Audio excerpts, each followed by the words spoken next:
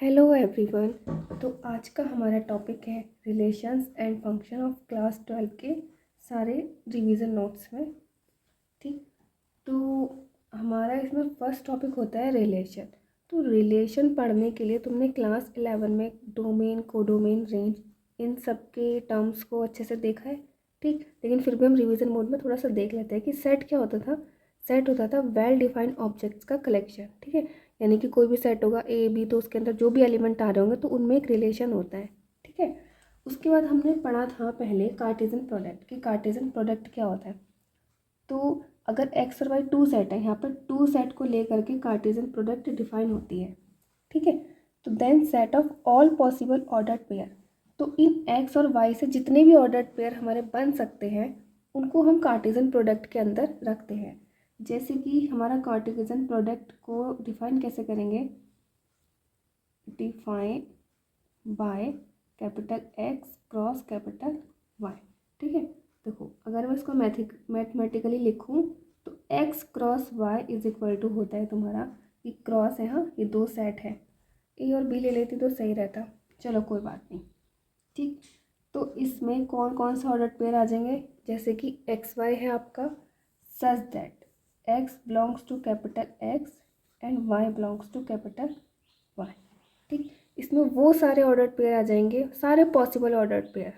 ठीक है, तो और इसकी अगर मैं कार्डिनलिटी की बात करूँ या फिर number of X cross Y कितना हो जाता है, देखो अगर तुम्हारे इस एक्स सेट के नंबर है एम या सपोज कर लो ए, ठीक, और नंबर ऑफ वाई सेट में एलिमेंट है बी। ठीक है, तो इसके कार्टेशियन प्रोडक्ट के सेट में कितने नंबर ऑफ एलिमेंट होंगे, ए क्रॉस बी, यानी कि ए बी। ओके, अब हम देखते हैं हमारा रिलेशन क्या होता है। रिलेशन क्या होता है, एक सबसेट होता है। ठीक है, किसका सबसेट होता है, ए क्रॉस बी का, यानी कि ए क्रॉस बी में बहुत सारे ऑर्डर्ड पेयर आते हैं। उन इतने सारे ऑर्डर्ड पेयर में से अगर कुछ ऑर्डर्ड पेयर को एक सबसेट एस में रख दें तो वो आपका रिलेशन होता है from A to B. Relation बोलो या फिर बाइनरी रिलेशन बोलो, ठीक है, एक ही बात है। इसके थोड़े से एग्जाम्पल देख लेते हैं। जैसे कि मैंने ए को ले लिया है, ये सेट है आपका, ए सेट है ए बी, मैंने सेट के अंदर एलिमेंट ले लिए हैं ए बी, बी सेट के अंदर मैंने एलिमेंट ले लिए हैं सी और डी। ठीक है, अगर मैं इसका कार्टेशियन प्रोडक्ट बनाऊँ, ठीक, तो इसके कार्टेशियन प्रोडक्ट में क्या होंगे, इसके सारे ऑर्डर्ड पेयर आएंगे। देखो कितने नंबर्स होंगे इस ऑर्डर्ड पेयर के, यहाँ पे टू है एलिमेंट, यहाँ पे टू एलिमेंट, टू टू ज़ा फोर, यानी कि इसके अंदर फोर पॉसिबल ऑर्डर्ड पेयर्स बनेंगे। बना लो, ए के साथ सी, ठीक है, और ए के साथ डी, ओके, बी के साथ सी एंड बी के साथ डी। ठीक, तो यही आपके फोर पॉसिबल ऑर्डर पेयर्स बनेंगे ए क्रॉस बी में। ठीक है, इसके रिवर्स ऑर्डर में नहीं आएंगे, जैसे कि लाइक यहाँ पे ए सी है तो सी ए यहाँ पे नहीं आएगा, क्योंकि यहाँ पे Cartesian product A cross B है, फ्रॉम ए टू बी, हम ए से बी में जा रहे हैं। ठीक है, तो रिलेशन के एग्जाम्पल क्या होंगे, एग्जाम्पल ऑफ रिलेशन, देखो एग्जाम्पल ऑफ रिलेशन यानी कि इनका कोई ना कोई सबसेट आ जाएगा, तो एस को हम लिख सकते हैं, चाहो तो ए सी एंड बी सी ले लो। ठीक है, और आप क्या ले सकते हो, जैसे कि एस वन हो गया ये, ठीक है, और मत लिखो क्योंकि ये दूसरा सेट है ना। जैसे कि एस टू मैंने ले लिया है ए डी एंड ए सी। ठीक, तो देखो जैसे कि इस टाइप के एग्जाम्पल हैं, एस वन हो गया, इसमें दो ऑर्डर पेयर ले लिए मैंने। सेकेंड एग्जाम्पल है एस टू, तो ये दोनों क्या है, आपके सबसेट हैं। किसके सबसेट हैं, ए क्रॉस बी के, तो ये दोनों आपके रिलेशन शो कर रहे हैं। ठीक है, अब रिलेशन के बहुत सारे टाइप होते हैं, कितने टाइप होते हैं, जनरल तो 3 टाइप होते हैं, और एक इक्विवेलेंस रिलेशन होता है जो तीनों ही रिलेशन को डिफाइन करता है। ठीक है, तो हम टाइप ऑफ रिलेशन देखते हैं।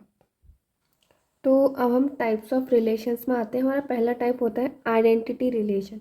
आइडेंटिटी रिलेशन क्या होगा, अगर कोई भी एलिमेंट, मतलब इसके सारे एलिमेंट ए में जितने भी एलिमेंट बिलोंग करते हैं उनका खुद से ही रिलेशन होना चाहिए, यानी कि उसका खुद का ही ऑर्डर पेयर उस आर में बिलोंग करना चाहिए। देखो यहाँ पे हम रिलेशन एक सेट पर डिफाइन करते हैं, इसका मतलब है ए क्रॉस ए के ऑर्डर पेयर को हम यहाँ पे देखेंगे। जैसे कि यहाँ पे हम रिलेशंस को ए से बी में डिफाइन करते थे, अगर यही रिलेशन ए से ए में डिफाइन हो रहा होता है तो हम उसको बोलते हैं सिंपली कि relation defined on a set ए।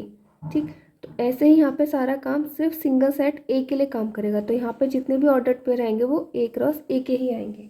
ठीक है, तो जैसे कि आइडेंटिटी रिलेशन का मैं एक एग्जांपल दे देती हूँ। सपोज करो मैंने ए सेट ये ले लिया, ए और बी, तो इसका जो रिलेशन का सेट हो जाएगा वो हो जाएगा ए और हो जाएगा बी।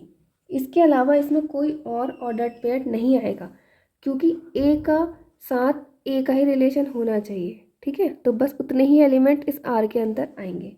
अब रिफ्लेक्सिव रिलेशन में क्या होता है, रिफ्लेक्सिव रिलेशन भी यही है कि if A belongs to A then उसका उसी के साथ ऑर्डर पेयर उस आर में बिलोंग करना चाहिए। लेकिन इसमें ओनली वर्ड नहीं है, इसका मतलब है इसके एग्जाम्पल में इन ऑर्डर पेयर के अलावा कुछ और भी आ सकता है।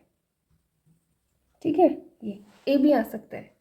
ठीक, अब सिमेट्रिक रिलेशन में क्या है, अगर वहाँ पे एग्जिस्ट करता है देयर एग्जिस्ट ए भी बिलोंग्स टू आर, देन उसका रिवर्स ऑर्डर का ऑर्डर पेयर भी उस आर में बिलोंग करना चाहिए। जैसे कि इसका एग्जाम्पल हो गया A B and B A. ठीक है, ट्रांजिटिव रिलेशन क्या है, अगर A B belongs to R है और B C belongs to R है, ये अगर आर में है, उस सबसेट आर में है, तब क्या होगा, ये ए सी को भी आर में आना चाहिए। अगर ये ए सी आर इस आर में नहीं आएगा तो ये आपका ट्रांजिटिव रिलेशन नहीं होगा। ठीक है, अब इन तीनों को मिला करके एक रिलेशन होता है आपका इक्विवेलेंस रिलेशन। इक्विवेलेंस रिलेशन क्या होता है, जो रिलेशन आर इफ आपका रिफ्लेक्सिव भी हो जाए, सिमेट्रिक भी हो जाए और ट्रांजिटिव भी हो जाए, तो R if reflexive symmetric transitive, तो ये क्या हो जाता है आपका, ये इम्प्लाइज कर देता है कि वही रिलेशन आपका क्या है, आपका इक्विवेलेंस रिलेशन है। ठीक है, तो जितने भी इंपॉर्टेंट टाइप्स ऑफ रिलेशंस होते हैं मैंने आपको यहाँ पे समझा दिए। आइडेंटिटी रिलेशन क्या होगा, ए बिलोंग्स टू आर ओनली, यानी कि उस सेट में अपने पेयर के अलावा कुछ और नहीं आएगा। रिफ्लेक्सिव रिलेशन में अपने पेयर के अलावा कुछ और आ सकता है। सिमेट्रिक रिलेशन में जो भी ऑर्डर पेयर है उसका रिवर्स ऑर्डर पेयर भी उसमें आना चाहिए। ट्रांजिटिव में क्या है, अगर 1 2 बिलोंग टू आर है और 2 और 3 बिलोंग टू आर है तो 1 का 3 से रिलेशन होगा ही होगा। और इक्विवेलेंस रिलेशन क्या होता है, जिसमें आर एस टी सबके सब आ जाए। ठीक, अब हमारा नेक्स्ट टॉपिक है फंक्शन। फंक्शन क्या होता है, फंक्शन में डिफाइंड होगा दो सेट पे, A to B is a function if every element of A, यानी कि ए का हर एक एलिमेंट has unique image in B, एक यूनिक इमेज देता है बी में। जैसे कि इसी डेफिनेशन के अकॉर्डिंग हम डायग्राम से समझते हैं। ठीक है, जैसे कि हमारा सपोज करो ए है, ए से हमारा बी में एक फंक्शन डिफाइन हो रहा है। जैसे कि सपोज करो यहाँ पे 3 एलिमेंट है और यहाँ पे 2 एलिमेंट है। जैसे कि इसने तो ये वाली इमेज दे दी और इसने आपकी ये इमेज दे दी, तो यहाँ पे ये क्या रह गया आपका वैकेंट रह गया, ये क्या रह गया आपका वैकेंट, मतलब इसकी कोई भी इमेज नहीं है। ठीक है, तो अगर इमेज नहीं है और हमारी डेफिनेशन के अकॉर्डिंग क्या कह रहा है कि ए का हर एक एलिमेंट इमेज देना चाहिए, तो ये क्या आपका नॉट अ फंक्शन, ये फंक्शन नहीं है। ऐसे ही देखो, जैसे कि अगेन ए एंड बी। ठीक है, जैसे कि यहाँ पे 2 एलिमेंट है और यहाँ पे भी एक एलिमेंट है सपोज करो। ठीक है, तो इसने, चलो 2 सपोज कर लो, इसने एक बार ये इमेज दे रहा है और यही एलिमेंट एक बार ये इमेज दे रहा है और ये एलिमेंट भी इसको दे रहा है। ठीक, देखो 2 एलिमेंट एक को तो दे सकते हैं क्योंकि इसकी भी अपनी इमेज हो गई और इसकी भी अपनी इमेज होगी। इसको बोलेंगे इमेज और इसको बोलेंगे हम प्री इमेज, और अगर वैसे बोलो तो उसको बोलते हैं हम कोडोमेन और इसको बोलते हैं हम डोमेन।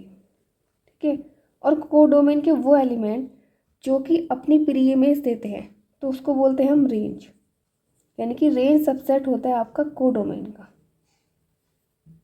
ठीक है, तो अच्छा इस वाले एलिमेंट को देखो, इसने एक इमेज ये भी दे रहा है और यही इमेज ये दे रहा है, तो 2 इमेज नहीं दे सकता, उसकी यूनिक इमेज होती है। ठीक है, तो ये भी क्या है आपका नॉट अ फंक्शन। ठीक है, फंक्शन क्या होगा आपका, जितने भी एलिमेंट हैं सब की इमेज अलग अलग होगी। मतलब दो एलिमेंट की इमेज एक हो सकती है क्योंकि इसकी अपनी इमेज होगी, इसकी अपनी इमेज होगी, लेकिन एक ही एलिमेंट की दो इमेज नहीं हो सकते ना, फिर तो वो यूनिक कहाँ रही, फिर तो वो दो हो गई है। ठीक है, तो इस केस में नॉट अ फंक्शन, इस केस में नॉट अ फंक्शन। ठीक है, तो फंक्शन क्या होता है, if every element of A has unique image in B, तो यूनिक का भी मीनिंग है इसमें और ये एवरी का भी मीनिंग है। ठीक है, तो अब हम इसके टाइप पे आते हैं। तो अब हम देखते हैं टाइप्स ऑफ फंक्शन। जो अलग अलग टाइप के फंक्शन होते हैं उनको हमने 4 कैटेगरी में डिवाइड किया हुआ है। ठीक है, पहला है हमारा वन वन फंक्शन, फिर ऑन टू, फिर many one and then into function. ठीक है, तो वन वन फंक्शन क्या होता है, हम इसको डायग्राम की हेल्प से समझेंगे। ठीक है, तो वन वन फंक्शन वो होता है जिस पर हर एक एलिमेंट एक से ही आपका कनेक्ट हो, यानी कि एक यहाँ पे क्या होगा, आपका एलिमेंट होगा उसकी एक ही इमेज होगी, ना वो दो इमेज दे रहा होगा, ना ही वो यहाँ के दो एलिमेंट कोई एक इमेज दे रहे होंगे। यानी कि एक एलिमेंट ए, स्मॉल ए, ये आपका कनेक्ट होगा किसी भी एक्स से। ठीक है, ये बी है तो वाई से। ठीक, तो वन वन फंक्शन ये होता है। ऑन टू फंक्शन क्या होता है, जैसे कि आपके दो सेट है, ए से बी में जा रहा है। ठीक है, तो इस बी में जितने भी एलिमेंट हैं उनके पीछे प्री इमेज ज़रूर होगी सबकी, यानी कि every element of B has a pre image in A. ठीक है, तो इसके सारे प्री इमेज होंगे, सब हैज़ प्री इमेज, सब प्री इमेज रख रहे होंगे, यहाँ पे कोई भी एलिमेंट वैकेंट नहीं होगा। मैनी वन फंक्शन क्या है, जो वन वन नहीं फंक्शन होता है तो वो मैनी वन होता है। इसका मतलब जो वन वन नहीं होगा तो उसमें कोई ना कोई दो एलिमेंट एक इमेज दे रहे होंगे। ठीक है, तो वो मैनी वन फंक्शन हो जाएगा। इनटू फंक्शन क्या होता है, जो ऑन टू नहीं होता। इट मीन्स यहाँ पे सारे एलिमेंट प्री इमेज दे रहे हैं और अगर यहाँ पे सेट बी में एक भी एलिमेंट ऐसा मिल जाए जिसकी प्री इमेज डिफाइन नहीं है, यानी कि देखो जैसे यहाँ पे दो एलिमेंट है या एक एलिमेंट है, तो ये दोनों चलो इस पर दे रहे हैं। ठीक, ये एलिमेंट क्या हो गया आपका, वैकेंट हो गया है। ठीक है, तो ये क्या हो गया आपका, इनटू फंक्शन हो गया।